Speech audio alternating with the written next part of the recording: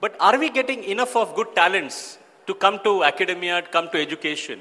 I'm sure Dr. Mashelkar very nicely mentioned about George Whiteside's, and I'm sure Robert Langer, which I've read your article, sir, and I was so much inspired by probably the way in which he created $20 billion market cap, and even Robert Langer as well. And others, I'm sure there are multiple examples.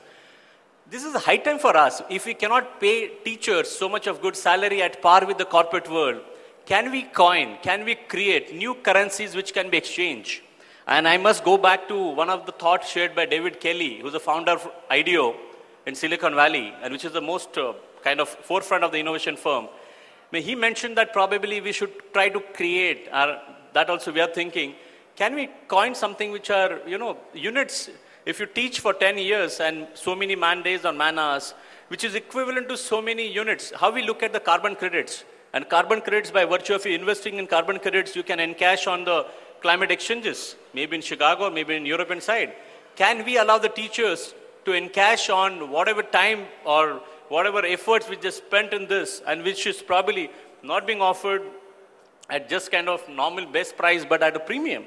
Somewhere I think my humble request, I think I have such eminent panel members, if we could think of some kind of mechanism or different currency if we can create, maybe nothing like it. And the second job of maybe academicians to look at, to spread the philosophy of gross national happiness along with GDP. GDP, I'm sure every one of us are looking at it, and business schools need not to be taught, but gross national happiness, GNH, we are also trying to do some kind of experiments, what maybe Bhutan is doing or Scandinavian countries are doing. Can we take forward our growth, link with the development and the impact on the people in the positive way? And the new agenda, maybe 3 just points. Again, I'm coming back to innovation, how far we can create, instead of only universities, innoversities. And probably link with the in fact, Innovation Park. Unfortunately, we missed Anand Mahindra right now. But a number of leading industrial houses which are looking at innovation parks, how we can attach good institution with this kind of innovation parks and really look into university as a thought process. And I'm sure Chandrakant Salunkhe must be very much looking forward to how entrepreneurs can really, come to education as well.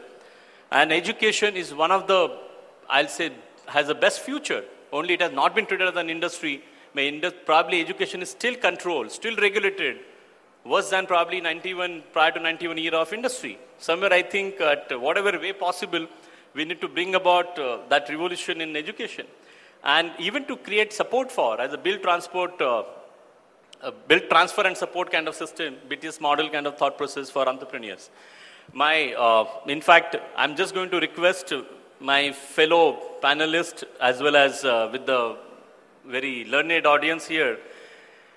First point, can we develop something as each one teach one? If the industry leaders can take over at least one institution or adopt one institution, not just as a CSR, but which is binding on them as a part of the company law. See, I'm sure industry has leveraged quite a bit. Industry has been benefited, but the 2% of CS probably education says is not good enough. Probably we have few of the IIMs in the country. 4,000 business schools, we may have 10 IIMs. But is that enough for this country at the first place? Somewhere to go for, and I'm again, Dr. Mashelkar sir, with your permission of your philosophy of your expansion, inclusion and excellence, I'm really looking forward to that scalability point of view. Can we push the industry leaders to go for each one, teach one? And the second, can our B schools be taught to move from MBA, which is known to everyone, to MBC, the Masters of Business Creation, and from Masters of Business Creation to Master of Social Business, because I'm sure the world like India must move towards the social business, to that MBA thought process, and making teachers to learn like a leader, and maybe taking it forward to creative leadership. And I'm sure somewhere, whatever best way we can learn from all of you and even from the audience, would be a great pleasure. Thank you very much, sir.